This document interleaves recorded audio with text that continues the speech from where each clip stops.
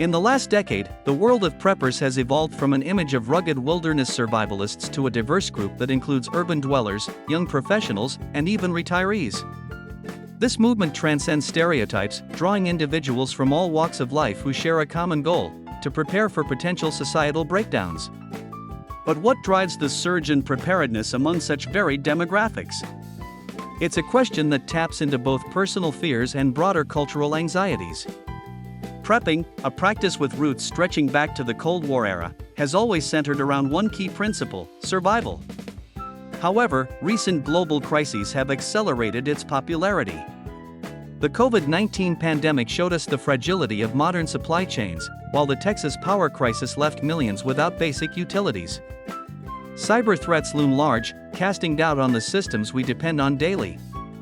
In this context, prepping has emerged as a reassessment of our vulnerabilities and a call to bolster our resilience.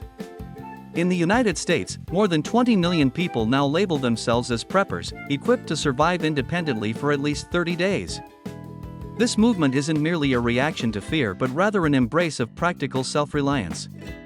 With the number of self-identified preppers doubling since 2017, we must ask, what fuels this sudden rise in preparedness? It's not just about the fear of the unknown but a calculated approach to ensure safety and sustainability in uncertain times.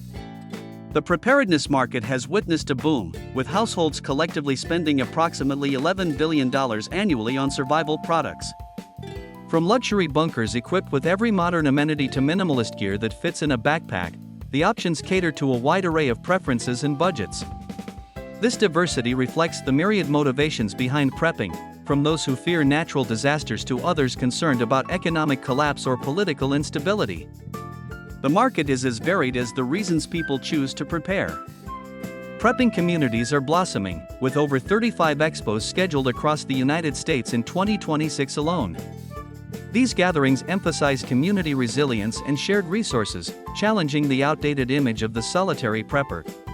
Instead, there's a focus on building networks of mutual aid and support.